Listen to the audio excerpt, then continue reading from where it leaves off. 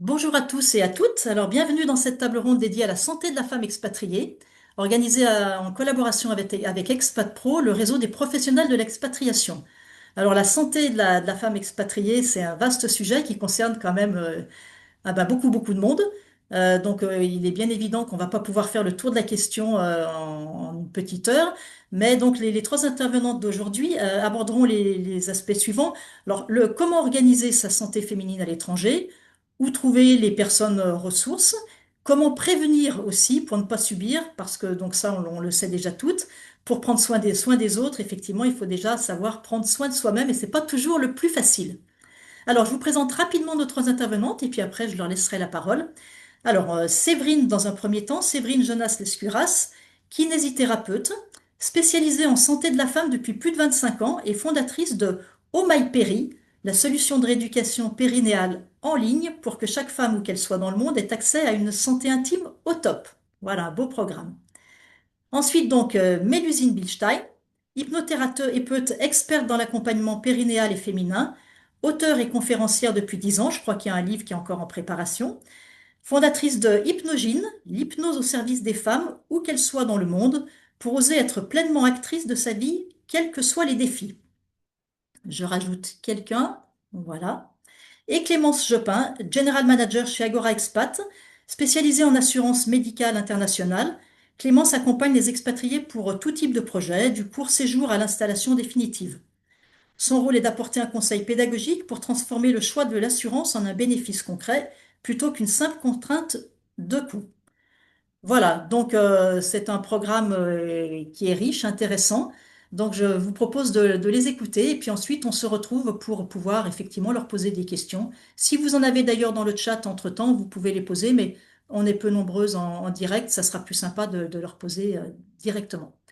Voilà, Séverine, je te laisse la parole en ouvrant ton micro. Allez, me revoilà. Bonjour à toutes. Je suis ravie de vous voir et je suis ravie d'ouvrir le bal. Je vais essayer de tenir mon temps. Donc, Mélusine, elle a la charge de me lever la main si je déborde.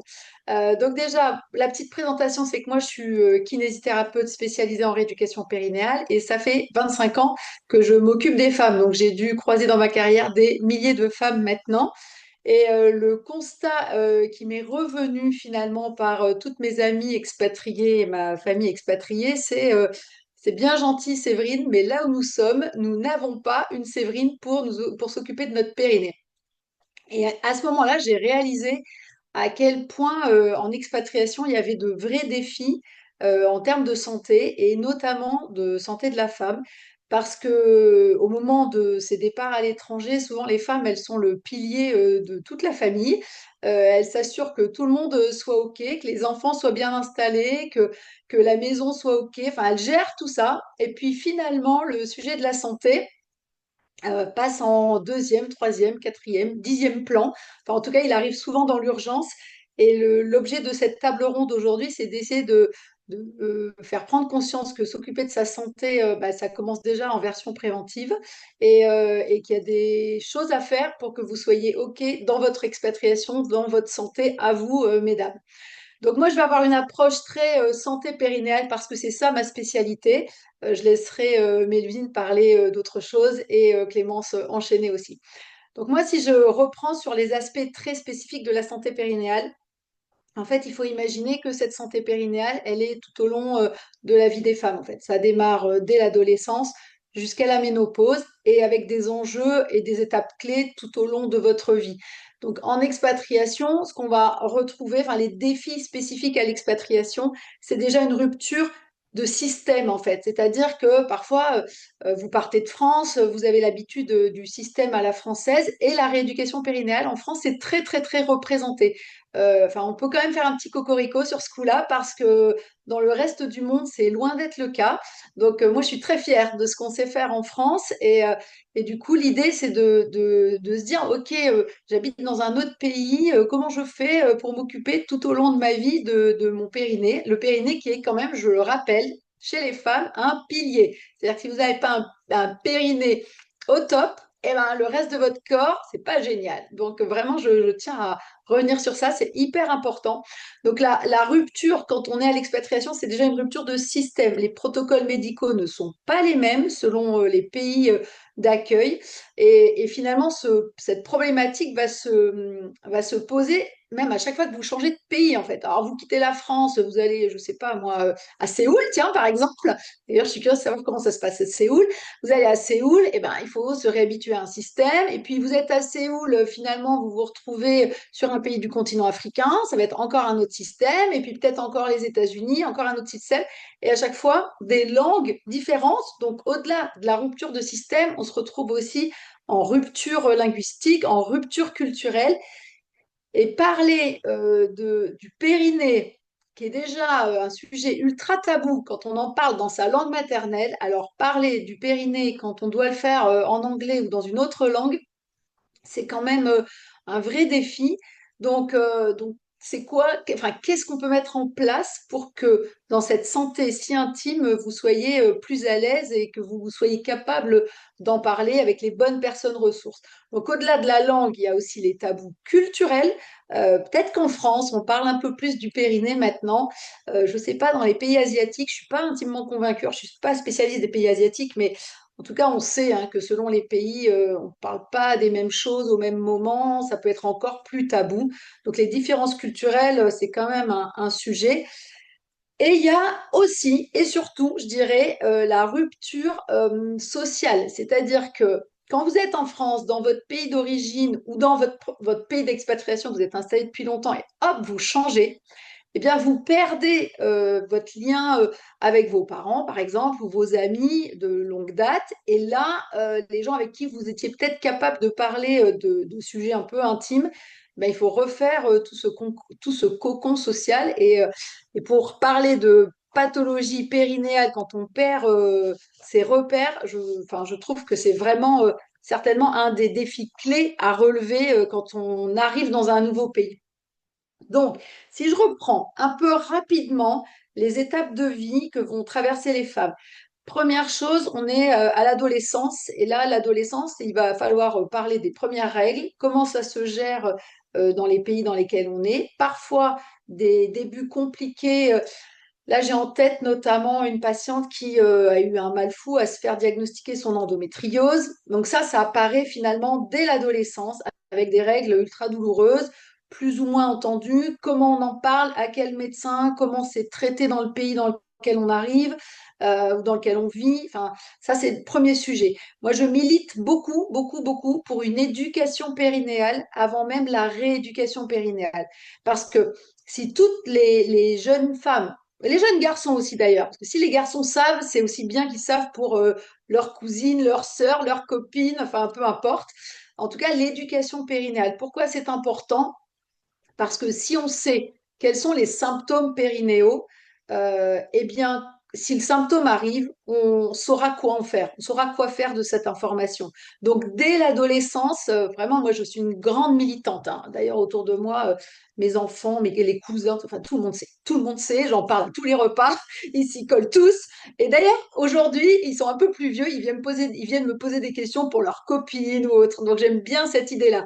Donc ça, c'est déjà cette première approche dès l'adolescence du corps féminin et du périnée, super important. Et puis surtout une prévention. C'est-à-dire que si on sait, si on dit, notamment je pense aux jeunes filles qui sont au collège et qui, à partir du collège, ne vont plus aux toilettes parce que les toilettes sont sales, pas accessibles, il n'y a pas de papier, il n'y a pas le temps, tout ça, ça crée des pathologies pour l'avenir sur les périnées. Donc cette information périnéale, elle est essentielle. Donc premier enjeu à l'adolescence. Deuxième enjeu, dans l'essentiel de notre vie de femme, on va dire entre 20 et 40 ans, la vie où on va avoir des grossesses, la vie où il va falloir gérer une sexualité épanouie, où il va falloir gérer des postpartum, enfin il va falloir gérer tout ça. Comment on fait dans un pays où on ne parle pas la langue? Comment on fait dans un pays où il n'y a pas les mêmes habitudes qu'en France? Je pense notamment au postpartum. En France, aujourd'hui, en postpartum, systématiquement, il y a une rééducation périnéale qui est prescrite. C'est pas toujours bien fait, mais en tout cas, au moins, c'est prescrit. Il y a au moins un petit clic là qui dit OK, postpartum égale je m'occupe de mon périnée. Moi, je suis confrontée avec Oh My Péri à tout un tas de femmes qui accouchent dans des pays où bah, on n'en parle même pas, en fait, il n'y a pas de sujet. La rééducation périnéale, c'est pas du tout inscrit dans les codes. Et bien, quand on a cette information, parce qu'on est française et qu'on a l'habitude et que nos amies en France, elles ont eu cette rééducation, bah, c'est toujours une interrogation, c'est qu'est-ce que je fais, moi, dans le pays où je suis, ça n'existe pas. C'est d'ailleurs comme ça qu'est né Oh My Péri, hein. C'est une de mes amies américaines hein, qui m'a dit, moi, j'ai pas, il faut que tu fasses quelque chose pour moi. Et je me suis bouger un peu le cerveau pour essayer d'apporter une solution. Donc ça, les enjeux du postpartum, hyper importants. Même si, je le redis tout le temps, en fait, la rééducation périnéale, ce n'est pas qu'une histoire de postpartum. Certes, c'est essentiel, hyper important dans le postpartum. Et quand je dis périnéal, c'est périnéal et abdominal, hein, bien sûr. Il n'empêche qu'on peut avoir des symptômes avant même d'avoir des enfants, et puis on peut avoir des symptômes à 75 ans et les résoudre aussi. Donc le postpartum, c'est une étape clé, il ne faut pas la rater, mais ce n'est pas la seule étape dans votre vie périnéale. Et je reviens aussi sur tout un tas de pays qui aujourd'hui pratiquent des accouchements par césarienne de manière quasi systématisée. Ne vous dites pas, j'ai accouché par césarienne, j'ai pas besoin de rééducation périnéale. C'est faux. C'est faux parce qu'en fait, que vous ayez accouché par césarienne ou par voie basse, la rééducation périnéale, elle est essentielle parce que vous avez quand même porté un enfant pendant 9 mois. Et c'est pas zéro, ça. Donc ça, c'est super, super important de l'entendre. Accouchement par voie haute ou accouchement par voie basse, vous méritez une rééducation périnéale. Si je continue la vie, on se retrouve périménopause, ménopause. Alors là, c'est le grand flou. C'est le grand flou artistique, hein. La ménopause, là, on commence à en parler un peu mieux. Moi, ça fait des années que j'en parle, des années que je dis que ce chamboulement hormonal a des conséquences incroyables sur votre santé périnéale. Pourquoi je dis ça? Parce qu'en l'occurrence, si on a déjà des petits symptômes, alors j'aime pas trop le petit symptôme voudrait dire que c'est bon, ça va, on n'a pas besoin de s'en occuper. Alors, je rappelle, hein, une fuite urinaire, on s'en occupe. Qu'elle soit petite ou grande, on s'en occupe. Parce que de toute façon, si elle est petite, elle va devenir grande. Donc, il n'y a pas de trop petits symptômes, il y a des symptômes. Donc, tous ces symptômes qui peuvent apparaître tout au long de votre vie et que vous pouvez négliger parce que je le redis, en parler dans une langue qui n'est pas la sienne, en parler à un praticien qui est d'une culture différente et qui va même pas vouloir vous en parler, parce qu'il y a aussi ça, en fait, le choc culturel selon votre pays d'adoption, vous pouvez ne pas pouvoir du tout parler de votre santé intime. Donc en fait, il faut quand même avoir en tête que tous ces symptômes-là, si vous avez cette connaissance, si vous avez le petit déclic qui va vous dire, ok, j'ai déjà entendu que avoir un petit symptôme, c'est pas normal, que c'est pas parce qu'on est très nombreuses à avoir des symptômes, c'est une fatalité. Eh bien là, vous allez peut-être pouvoir enclencher quelque chose pour vous. Et c'est important de transmettre ça à tous les âges de la vie. C'est pour ça que je parle d'éducation périnéale avant même la rééducation. C'est super important qu'on sache que au moins une femme sur trois aura des fuites urinaires dans sa vie. Une femme sur trois, c'est même sous-dimensionné, hein. Je pense que c'est beaucoup plus parce qu'une femme sur trois, c'est celles qui le disent et celles qui consultent pour ça. Donc, imaginez toutes celles qui ne consultent pas. Donc, c'est vraiment très, très important de militer, même autour de vous, de parler de santé de la femme. C'est vraiment le sujet. D'ailleurs, en France, on en parle de plus en plus. Ça devient un sujet marketing, d'ailleurs. Bon, ça me dérange un peu plus, ça. Enfin, en l'occurrence, on en parle. Donc, tout au long de la vie, cette santé périnale est importante parce qu'une femme sur trois aura des fuites, mais une femme sur deux aura un prolapsus. Alors, prolapsus, si je sors du jargon médical, c'est une descente d'organes. Une sur deux. Et c'est énorme. Et en fait, on n'en parle jamais. On n'en parle jamais parce que ça arrive à bas bruit et que quand ça devient très, très compliqué, on se dit, ah bah, j'ai plus rien à faire. Sauf qu'aujourd'hui, la Haute Autorité de Santé dit le prolapsus, traitement à faire, c'est la rééducation. La rééducation, c'est facile à mettre en place. Il y a pas de sujet. Ne me dites pas, ah non, la rééducation, c'est très, très compliqué. C'est faux. La rééducation, c'est super facile. Ça se fait même en ligne maintenant. Donc vraiment, vous n'avez aucune excuse pour ne pas vous occuper de vous et de votre périnée. Donc, à la ménopause, tous ces symptômes, plus. Alors, les symptômes périnéaux, certes, je vous passe les sautes d'humeur, je vous passe les bouffées de chaleur, je vous passe les douleurs articulaires, je vous passe les troubles du sommeil. Enfin, il paraît qu'il y a 35 symptômes. Donc, bon, bref, on a toutes de quoi piocher des petits symptômes dans la liste.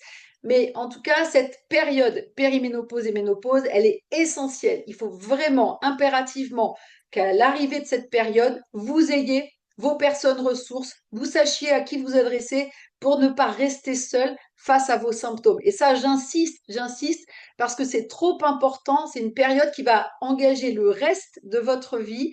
Et tant qu'à faire, autant vivre vieux et vivre bien. Donc, votre santé, elle se joue là, à ce moment-là, il ne faut pas le rater. D'ailleurs, Mélusine va confirmer ce que je dis parce que c'est une période charnière dans la vie des femmes et je compte sur vous pour qu'après cette conférence-là, vous l'ayez dans un coin de la tête et que vous en parliez à toutes vos amies.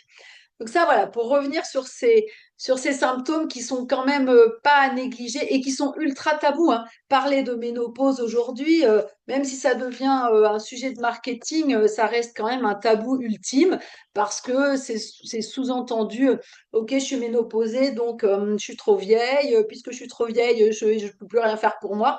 C'est archi faux. Enfin, à 50 ans, on n'est pas du tout vieille. Et la preuve, on n'est pas du tout vieille. Et on mérite d'avoir une vie épanouie au-delà de la ménopause. Donc, pour ne pas trop déborder, parce que je vais finir par trop déborder, ce que je voulais vous dire aussi, c'est que par rapport à tous ces enjeux qui sont de comment je m'occupe de ma santé quand je vis dans un autre pays où j'ai pas de ressources, il y a quand même des choses à retenir.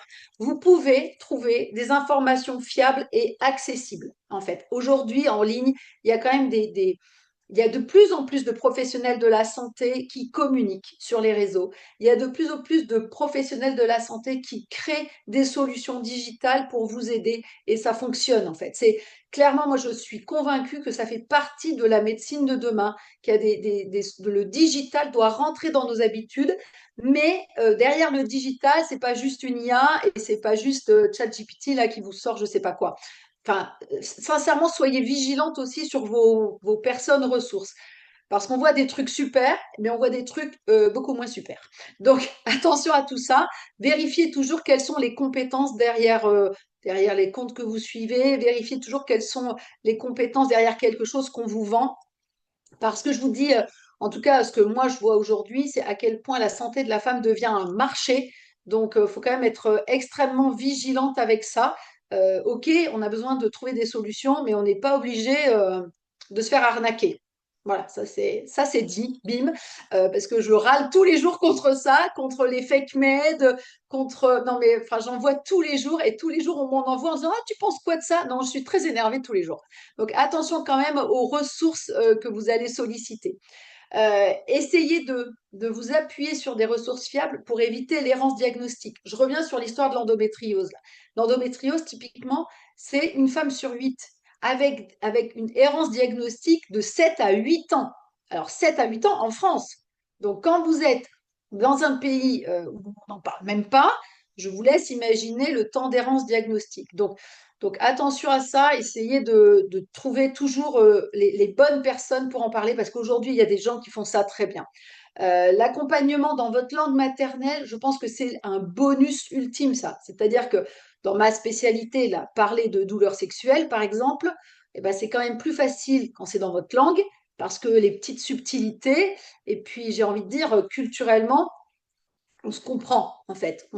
Enfin, moi, je sais lire entre les lignes, mais bon, après, ça fait 25 ans que je pratique mon métier, mais je sais comprendre un silence, je sais, et ça, c'est, je pense, une des données essentielles, de vous adresser à des professionnels qui ont l'habitude, en fait, clairement, qui sont pas autoproclamés coach périnée ou je ne sais quoi, ou, enfin bref, ça, c'est vraiment super, super important. Et puis, faites-vous votre réseau, en fait, votre réseau de soignants.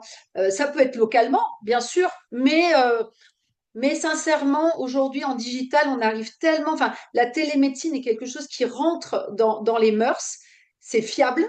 C'est fiable à partir du moment où vous êtes avec des professionnels de santé qui ont déjà une approche de terrain. Enfin, on ne s'invente pas médecin spécialisé santé de la femme, on ne s'invente pas psychologue si on n'a pas des compétences très ancrées dans une pratique.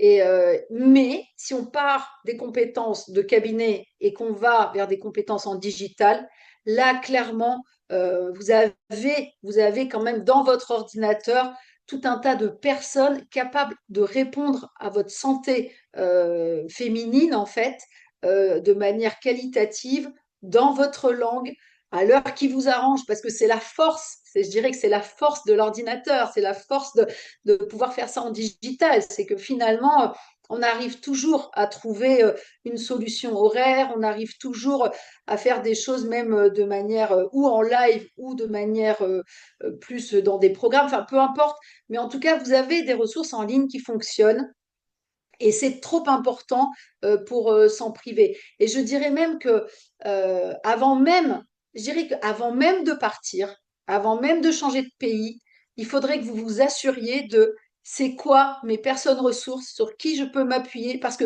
c'est pas quand vous serez loin et qu'il faudra gérer une urgence que vous allez trouver facilement. En fait, ça demande du temps, ça demande de la confiance, d'aller trouver les praticiens avec lesquels vous avez envie de communiquer. Ça, c'est vraiment le maître mot, en fait. C'est que plus vous êtes informé en amont, plus vous savez en amont ce qui peut arriver. Donc moi, je le dis tout le temps, hein, dans les symptômes périnéaux, il n'y a pas besoin de chercher midi à 14 heures. Hein. Si on a une fuite urinaire, si on a une sensation de lourdeur, si on a des envies pressantes qui nous font courir aux toilettes, si on a des douleurs dans sa sexualité, on n'est pas OK. Et si on n'est pas OK, qu'est-ce qu'on fait de ça? Alors, il n'y a pas d'urgence. Donc, comme il n'y a pas d'urgence, trouvez la personne qui vous correspond, trouvez l'outil qui vous correspond pour que vous puissiez prendre en charge votre santé périnéale.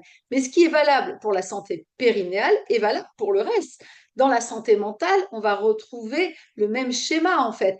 Mais si j'ai un message à faire passer, vraiment, le seul message que j'ai à faire passer, n'attendez pas l'urgence. Bon. Mettez-vous un petit annuaire de personnes ressources dans tout, dans tous les problèmes de votre vie. Mettez-vous un annuaire de personnes ressources et quand vous en avez besoin, vous cliquez et ça Alors, fonctionne. je Donc les crois que le, solutions digitales, je crois que sincèrement, ça fonctionne. je crois que le message est clairement passé avec ton J'avais enthousiasme terminé, j'avais terminé, c'était ton esprit de persuasion. Voilà, je crois que le message est passé. non, Alors, mais au-delà de l'esprit de persuasion, il y a non, mais vraiment c'est ce vrai, sujet-là, c'est important, bien sûr. c'est que souvent, on laisse tomber le soin en se disant, bah, là où je suis, personne s'en occupe, donc je fais pas. Et Bien en fait, sûr. Mm. c'est extrêmement dommage parce qu'il y a moyen d'avoir enfin, il y a moyen d'avoir des personnes compétentes et je trouve qu'on est d'autant mieux suivi quand on a anticipé et d'avoir sa petite liste de personnes actionnables au cas où. Déjà, c'est rassurant. Souvent, on tombe moins malade d'ailleurs. Quand on a, C'est vrai. quand Alors, on a sa petite liste c'est d'urgence, d'ailleurs, là, eh ben, le c'est fait de d'ailleurs l'avoir, aussi. on tombe moins malade. C'est d'ailleurs aussi pour ça qu'ExpatPro a été créé, parce que des professionnels, voilà, Exactement. de qualité et qui exercent en ligne, vous pouvez les retrouver effectivement dans ce super réseau. Alors, je propose, parce que si on veut avoir des petites questions pour la fin, Séverine, peut-être de passer Je passe la main à Mélusine, voilà, du la coup, parole à Mélusine, qui va prendre le relais. Merci, hein, merci Séverine. On te retrouve tout à l'heure à la fin pour les questions-réponses. Merci Séverine, bah, c'est super. On avait un peu travaillé cette table ronde, donc il y a plein de points en fait en commun avec nos trois interventions qui ont été soulevées, donc je reviendrai pas forcément dessus. Merci en tout cas pour la clarté des explications. Donc moi, je suis hypnothérapeute, hypnocoach et puis doula. Je suis vraiment spécialisée dans l'accompagnement des femmes et de la périnatalité. Alors l'histoire, elle a commencé par rapport à l'expatriation avec un accompagnement un peu au début bah, ça fait plus de 10 ans maintenant que j'ai le cabinet. Et il y a un couple qui était à l'étranger qui est venu me voir parce qu'en fait, ils se sont retrouvés à ne pas savoir si pour l'accouchement, ils allaient avoir un anesthésiste. Et donc face à cette possibilité de pas avoir de soulagement possible. Ils cherchaient à avoir bah, des compétences, des outils pour bah, gérer, hein, puisque de toute manière, elle savait qu'elle allait accoucher puisqu'elle était enceinte. Et donc, en fait, je prends cet exemple parce que c'était super intéressant de voir justement comment un couple à distance a commencé à préparer son projet, à essayer de chercher des possibles. Et du coup, tout l'accompagnement s'est fait en distanciel. Bon, pour la petite histoire, elle a accouché en siège, par voie naturelle, sans péridurale, ce qui a été une première là-bas et ça a aussi, entre guillemets, éveillé les consciences du personnel médical de se dire, ah ouais, c'est possible, on n'est pas obligé de faire une césarienne et en plus, elle n'a pas de péri. Donc, c'était vraiment un super projet et ça a commencé à me faire réfléchir aussi par rapport à ça de comment on pouvait accompagner justement différemment. Moi, la place de la psychoéducation, ce que j'appelle, est hyper importante dans mon accompagnement. Il faut savoir que, bah, la vie de la femme, comme l'a dit Séverine, a plusieurs saisons. Alors juste pour un petit rappel physiologique, mesdames, nous sommes, pas forcément, comment dire? C'est pas que dans la tête tout ce qu'on vit. On a plein d'hormones qui, changent en permanence, déjà dans notre cycle menstruel et aussi au fil de nos saisons, donc au niveau de l'adolescence, la vie de la femme dans la maternité, après la préménopause. Et tout ça, en fait, ces hormones, alors c'est pareil, c'est très récent, au niveau des neurosciences, on voit que vraiment il y a un impact au niveau de notre cerveau. C'est-à-dire qu'à un moment donné, si on a plus d'émotions, c'est pas qu'on est chochotte ou fatigué ou que sais-je. Il y a vraiment une remodélisation au niveau du cerveau. On appelle ça la plasticité cérébrale. On a ça dans le cycle, mais on a ça, évidemment, on en parle beaucoup pendant la maternité. On a ça aussi avec le brain frog pendant la ménopause, la préménopause. Et ça va avoir des conséquences. Au niveau, par exemple, de l'amygdale, on va avoir des fois des activations de l'amygdale, des plus grandes sensibilités. Donc, on va se sentir menacé beaucoup plus facilement. Donc, ce qui va créer une forme d'irritabilité. Et voilà, donc ça va nous faire traverser par plein de changements. Et ben ça s'arrête pas avec l'expatriation. C'est-à-dire que nos défis intérieurs de femmes, ça continue. Dans un contexte qui en plus change avec plein d'autres défis bah, voilà, de ce que disait Séverine, bah, des fois, il y a la famille qui suit, il y a le changement professionnel, il y a comment trouver son identité au niveau d'un milieu culturel totalement différent, avec d'autres pairs. Comment on fait bah, pour gérer, quoi. Et du coup, moi, mon dada, chacun son dada, hein, aujourd'hui, moi, mon dada, c'est vraiment accompagner les femmes à être pleinement actrices de leur vie. Donc, dans l'expatriation, ça va être un enjeu d'autant plus grand. D'arriver à gérer, on va dire, ce bouleversement intérieur, tout en ayant, ce contexte qui est différent. Donc comme Séverine l'a dit, ce qui est, hyper important déjà, bah, dans l'accompagnement, c'est vrai que c'est très rassurant et surtout dans le cadre de la maternité, je vais plus insister là-dessus, c'est ce que Catherine m'avait invitée à faire aujourd'hui sur la maternité. Bah, déjà parler français. C'est, la maison, c'est souvent la maman ou le papa, c'est, des repères. Rien qu'en soi, pouvoir se parler, s'évoquer en français, ça va déjà faciliter énormément de choses. Il va y avoir aussi les repères culturels. Petit exemple, en France, demander la péridurale, c'est normal. Quand la femme la demande pas, c'est un peu, ouais, bon, on verra celle-là comment elle va gérer quand elle sera devant le fait accompli. Pas très, très loin, hein, on va pas au bout du monde, hein. Aux Pays-Bas, c'est l'inverse. J'ai accompagné une femme qui avait donc un enfant en France et qui a eu un enfant aux Pays-Bas. En France, elle ne voulait pas de péri et puis, finalement, on l'a accompagnée pour en avoir une. Donc elle arrive aux Pays-Bas, elle demande une péri et là-bas, on l'a prise pour une folle parce qu'en fait, la norme là-bas, c'est d'accoucher sans péri. La péri, c'est on se demande pourquoi on l'a. Pareil pour l'accouchement, il y a des pays où ça va être la césarienne d'office. On va pas, essayer de d'inviter la maman à accoucher naturellement. Donc il peut y avoir des chocs culturels et c'est pas forcément évident dans son projet déjà, d'accouchement et ben d'être actrice de sa vie, de comprendre du coup quels sont les enjeux de chacune des possibilités, quels sont les risques aussi, comment aussi gérer face à un protocole médical qui est différent. Donc, dans l'accompagnement que je fais, je propose aussi bah, comment on va gérer avec le médical parce que si on choisit, d'accoucher à l'hôpital, moi je travaille beaucoup avec les médecins, les sages-femmes, les gynécos, bah, on peut pas leur dire en fait, «Je viens chez vous, mais en fait, c'est moi qui décide comment je fais». Il y a quand même des protocoles, donc c'est aussi comment se préparer à se respecter, tout en respectant le lieu où on va accoucher. Voilà, donc il y a toutes ces subtilités-là aussi qu'on peut, accueillir aussi différemment, quand, bah, on parle français et qu'on est dans une culture, française et ça va beaucoup aider. Après, c'est aussi des moments, je vais pas dire, j'aime pas forcément le terme de vulnérabilité, c'est pas une on n'est pas des victimes, mais comme je vous disais tout à l'heure, il y a des changements hormonaux qui font qu'on va avoir une plus grande sensibilité. La maternité, que ce soit le désir d'enfant, la grossesse, l'accouchement, ça va venir rejouer des choses importantes dans notre vie. Ça va venir rejouer qui nous sommes, comment j'ai été un enfant avec mon parent, comment je voudrais être parent avec cet enfant qui arrive. Et du coup, il y a plein de petites choses qui vont des fois prendre une plus grosse proportion dans ces turbulences émotionnelles. Et c'est vrai que pouvoir l'exprimer en français, pouvoir comprendre au-delà des mots, hein, ce que disait Séverine, dans les silences, dans juste les mimiques, et ben en fait, on a un comportement et tout ce qui est, voilà, au niveau facial aussi, culturellement des expressions qui vont se lire d'une certaine manière quand on est en francophone et qui vont être différents quand on va être dans d'autres pays.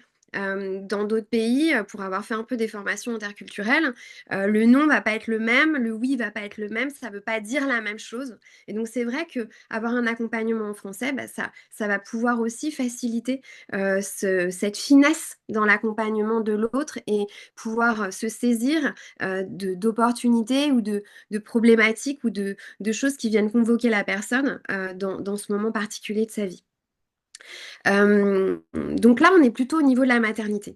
Après, l'hypnose, ce que j'aimais bien aussi que Séverine partageait, c'est quelque part, on voit souvent ça un peu comme une gestion de crise. En gros, j'ai un problème, l'hypnose est magique et va venir tout résoudre. Alors déjà, moi, je suis pas médecin et je suis pas marabout ni magicienne, d'accord? C'est vraiment des outils de préparation mentale ou qui viennent vraiment travailler d'une certaine manière avec le cerveau. Il n'y a rien de magique. On utilise, on apprend ces outils pour un but thérapeutique. Moi, mon rêve, ce serait qu'on ait un cours de cerveau à l'école pour que tous les enfants, hommes et femmes, petites filles, petits garçons, puissent apprendre à comment utiliser son cerveau. Là, j'ai des amis voilà, qui ont des enfants qui sont maintenant au collège, lycée, qui ont des parents hypnothérapeutes et qui me disent «Oh, mais c'est génial, en fait, je suis trop heureuse d'avoir mon père ou ma mère qui est hypno parce que bah, du coup, juste en m'expliquant comment le stress fonctionne et comment en fait je peux utiliser certains outils, bah, en fait, moi, ça va, je gère super bien les examens et voilà, il faudrait, voilà, dans la vie rêvée, avoir ces cours-là. Donc, tout ça pour dire que aujourd'hui, j'ai aussi, au-delà de la maternité, j'accompagne maintenant dès l'adolescence où bah, c'est un vrai cadeau que, quand une jeune fille, elle vient en fait à apprendre des outils dans ce qu'on appelle une spécialité de l'hypnose qui est l'hypno-analgésie, donc la gestion de la douleur. Quand cette adolescente, elle comprend qu'elle a le pouvoir sur elle, qu'elle a des ressources pour être actrice de sa vie au moment de ses règles, au moment de son syndrome prémenstruel, au moment d'émotions qui la bouleversent ou plein de choses qu'on peut apprendre du coup. Alors là, ça va pas être de l'hypnothérapie, mais de l'hypno-coaching ou ce qu'on appelle la préparation mentale. Ça va vraiment lui donner un grand empowerment. Et cette femme, eh ben, moi, ça me, ça me ravit de la voir comme ça, parce que maintenant, j'accompagne un peu sur plusieurs années maintenant.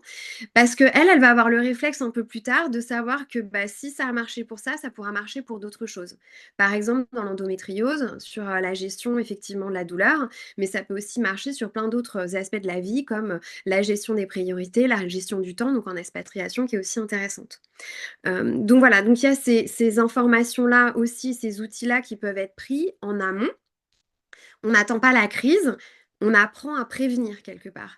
L'endométriose, on travaille toujours sur deux grands thèmes. La gestion de la crise avec effectivement la diminution du ressenti douloureux. Donc on ne guérit pas hein, la douleur, c'est juste en fait les informations qui vont être traitées différemment dans le cerveau et donc on va avoir un ressenti douloureux qui va être différent.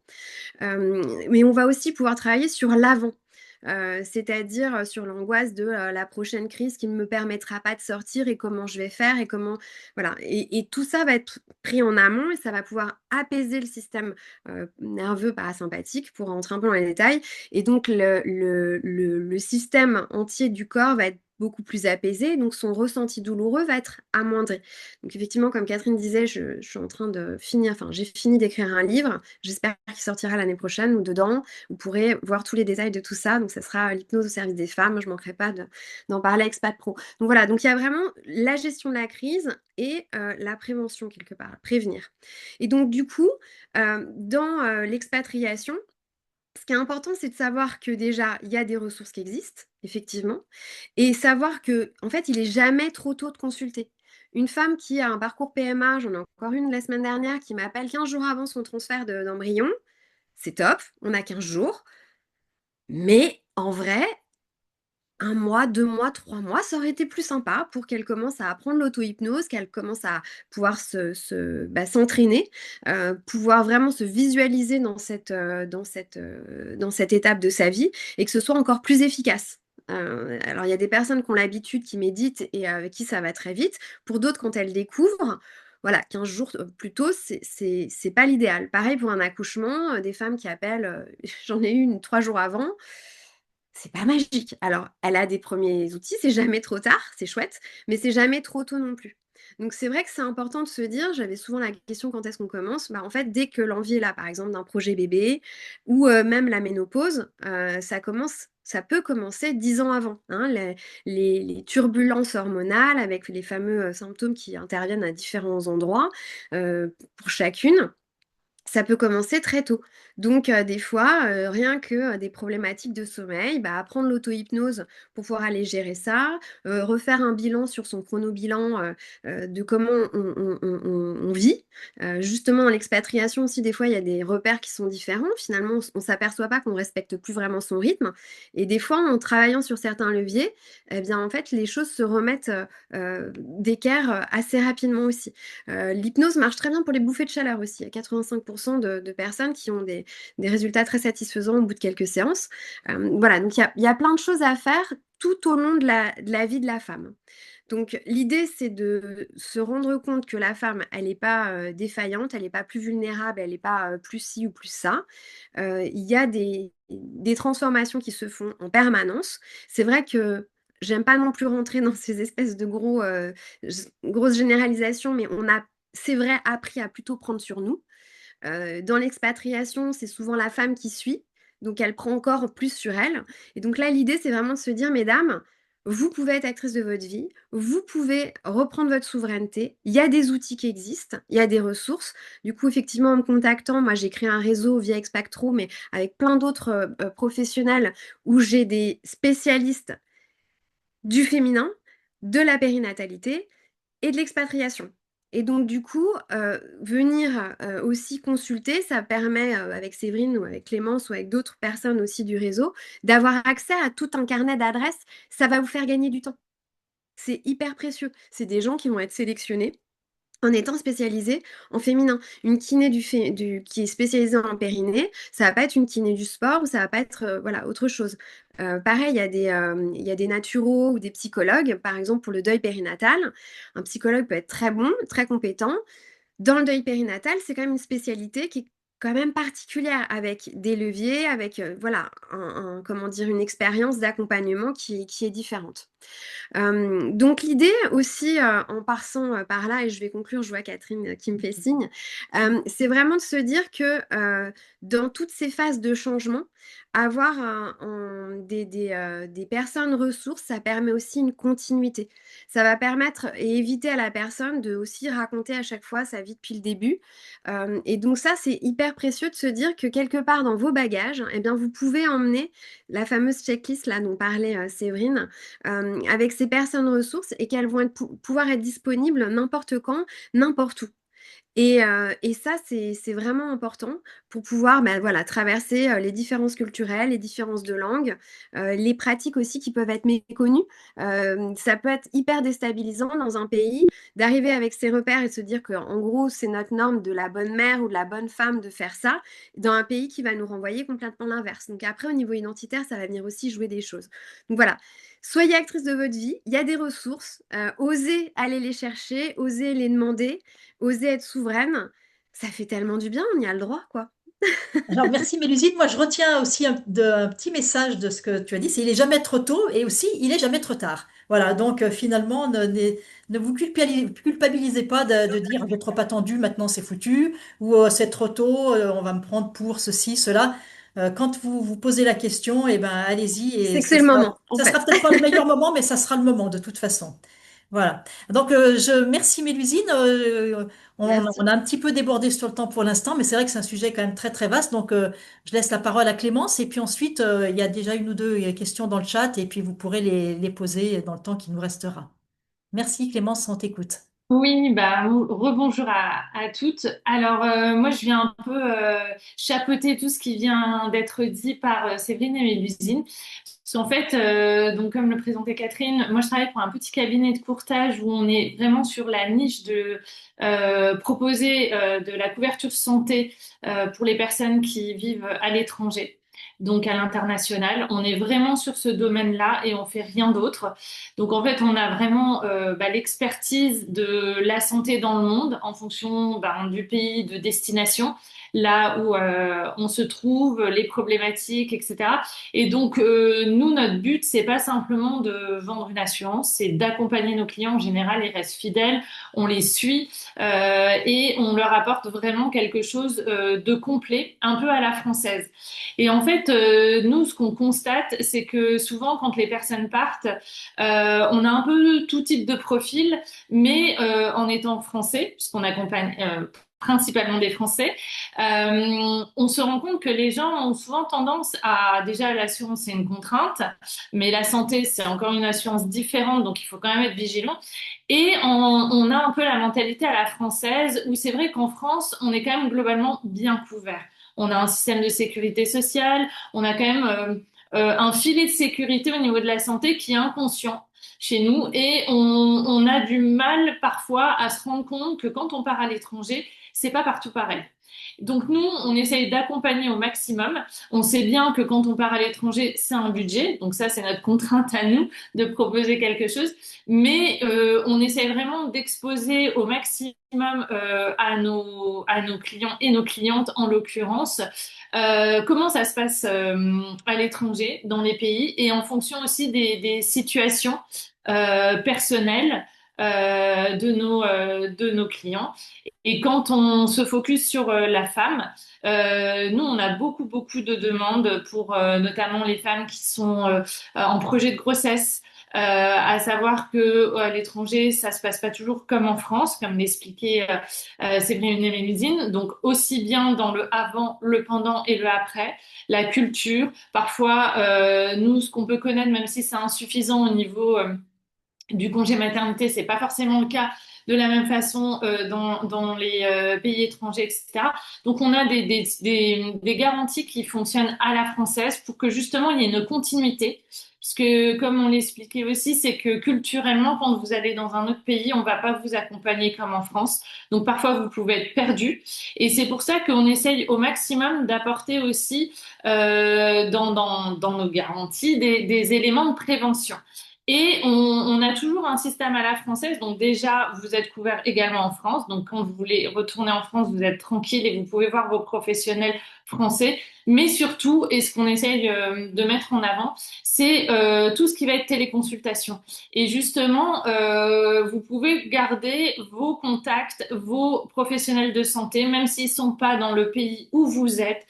Vous pouvez garder le contact, vous pouvez les consulter à distance, que ce soit en visio, ça c'est vous qui voyez. Et ça c'est très très mis en avant parce qu'en fait c'est de la prévention. Donc nous c'est hyper important dans notre domaine de compétences, mais même pour vous et sur tout ce qui va être suivi, vous n'êtes pas obligé de vous cantonner à ce qui est en local, puisqu'en fait soit vous trouvez pas les spécialistes, soit c'est des coûts exorbitants. Et puis, il y a la barrière de la langue. Alors, même quand on est bilingue, en fait, ça suffit pas. Il y a l'aspect culturel et on se comprend pas. On voit pas où est le problème au même niveau parce que tout n'est pas soigné de la même façon. Donc ça, il faut être hyper vigilant. Et nous, on est vraiment dans un accompagnement au maximum pour fournir vraiment le confort de on part à l'étranger, la santé c'est important, mais en même temps il faut ne pas se retrouver au pied du mur et se dire ah bah oui mais ça je le mets de côté parce que ça coûte trop cher, ça je le mets de côté parce que je serai pas couvert. Non, il y a des solutions et toujours pour garder, nous c'est comme ça qu'on gère en fait et qu'on souhaite gérer les expatriés au sens large, hein, parce que expatrié c'est quelqu'un qui peut partir 6 mois comme il peut vivre à l'étranger ad vitam aeternam, mais toujours avoir une solution et pas parce qu'on part à l'étranger, on met sa santé entre parenthèses en se disant bah, je verrai quand je rentrerai en France parce que ça c'est en général c'est pas bon. Et pour la femme, comme le disait Séverine et Mélusine, il y a vraiment un suivi qu'il faut pas rompre. Nous, on le voit auprès de nos clients, il y en a pas mal qui prennent le strict minimum en disant oui, mais quand je rentrerai en France, sauf qu'en fait, ils sont pris dans l'expatriation, dans leur routine, et en fait, ils vont laisser de côté certains soins. Encore une fois, soit ils n'ont pas les ressources dans le pays d'accueil, soit c'est trop cher, et puis finalement, ils rentrent pas en France aussi souvent qu'ils le souhaiteraient. Alors le fait d'être bien couvert, déjà, c'est une tranquillité d'esprit et de pouvoir être couvert surtout avec ces professionnels qui sont toujours en France, qui font le lien, même si c'est en visio, etc. C'est vraiment ce qu'on essaye de valoriser, de vraiment d'avoir cet accompagnement, ok, c'est un besoin concret, mais il y a aussi la pédagogie autour. Il y a notre accompagnement à la française avec toujours la langue française qui rassure. Et du coup, bah voilà, c'est un peu comme on disait, les personnes clés à avoir dans son répertoire, même avant de partir, parce qu'une fois qu'on est sur place, bah oui, il faut se le faire, mais c'est bien de l'avoir préparé en amont et de savoir, bah voilà, si j'ai tel souci, j'ai telle personne. En cas de pépin, j'ai telle personne. Des personnes fiables sur qui on peut se reposer. Et du coup, bah, l'expatriation se passe beaucoup mieux.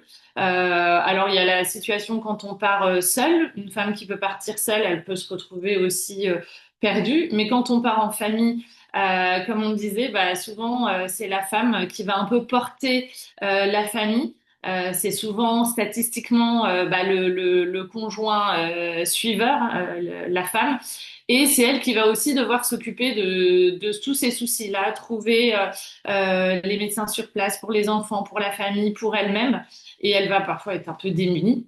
Donc avoir les personnes qui vont l'accompagner pour lui permettre de trouver déjà des gens sur place compétents, pour garder ce lien toujours avec la France et pas perdre en fait les compétences qu'elle a pu avoir en France et d'avoir ce suivi même à l'international. Aujourd'hui, c'est possible, c'est reconnu de toute façon, tout ce qui va être consultation visio, téléphonique, etc. C'est des vraies consultations. Il y a vraiment aucun souci à ce niveau-là. Et nous, on est vraiment, on fait partie, on va dire, d'un panel de ressources clés. Et c'est pour ça aussi qu'on fait partie d'Expat Pro, parce que ça permet justement d'avoir l'accompagnement sur la santé pour compléter un peu un suivi, quel qu'il soit, que ce soit là pour la santé de la femme à l'international. J'essaie de faire assez court parce qu'on est pris dans le timing, mais en tout Eh cas, si vous ben, avez des questions, ce sera avec grand plaisir. merci beaucoup Clémence, merci à toutes les trois. Alors moi, en vous entendant là toutes les trois, je me dis quand même que les femmes, les jeunes femmes ou les femmes plus âgées d'aujourd'hui qui sont expatriées ont quand même une chance formidable, qu'on n'avait pas autrefois quand il n'y avait pas Internet. Voilà, bon, moi ça fait plus de 30 ans que je suis expatriée. Je peux vous dire que la santé, il y a 30 ans, on parlait pas de consultation par visio, on parlait pas de réseau, on parlait pas de ça. On se débrouillait comme on pouvait et puis effectivement on se disait bah ça je le ferai en France quand je rentrerai. Et je pense qu'effectivement la santé de beaucoup de femmes expatriées, bah, d'hommes aussi hein, sans doute, n'a pas été optimale dans de nombreux cas parce que effectivement un certain nombre de soins de type prévention ou pas seulement de prévention ont été reportés en se disant bah, on le fera quand on rentrera chez nous en France parce que sur place c'était pas toujours possible.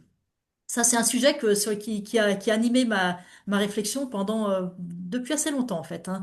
Voilà, donc heureusement, aujourd'hui, c'est quand même plus simple de faire appel à des professionnels à distance et je m'en réjouis.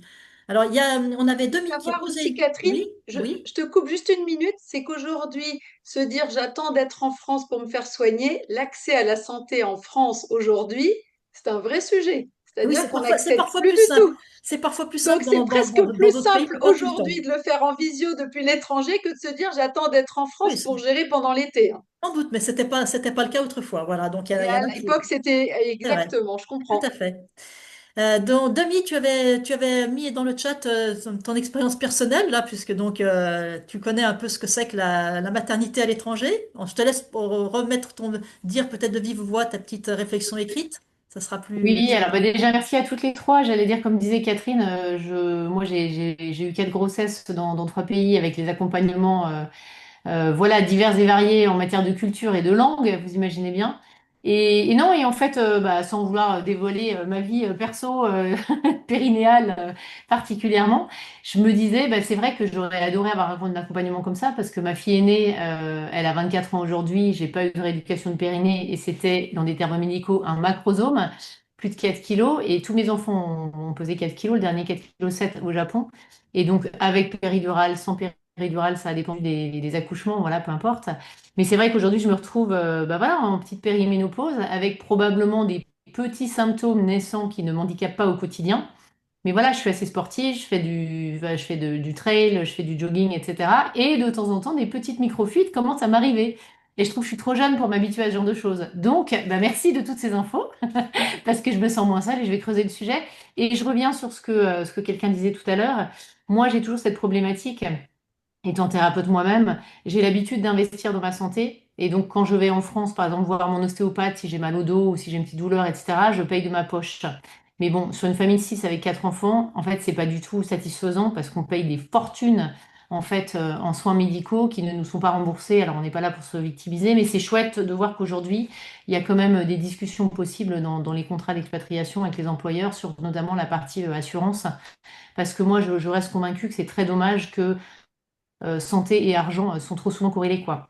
Et donc, quelqu'un qui n'aurait pas de moyens financiers, même les ressources en ligne sont chères et payantes, c'est logique, il y a du travail derrière. Et consulter en France, bah voilà, les thérapeutes sont pas gratuits, quoi. Donc, il y a la problématique de l'argent, la problématique de la santé. Donc, c'était pas particulièrement une question, c'était plutôt un remerciement à vous toutes, voilà, de vous poser sur la question. Et voilà, une prise de conscience de ma part d'aller régler certains types de petits problèmes naissants de mon côté. Merci. Alors, en fait, je réalise que si effectivement là, l'exposé étant globalement terminé, je peux peut-être mettre fin à l'enregistrement, ce qui permet que les questions-réponses puissent être un peu Oui, plus personnelles. Je bien sûr. supprimerai, d'ailleurs, je verrai avec toi, Domi, si je laisse la Oui, date. non, mais voilà, il n'y Et a pas je de... vais fermer l'enregistrement. Voilà. Merci. Merci à tous et à toutes.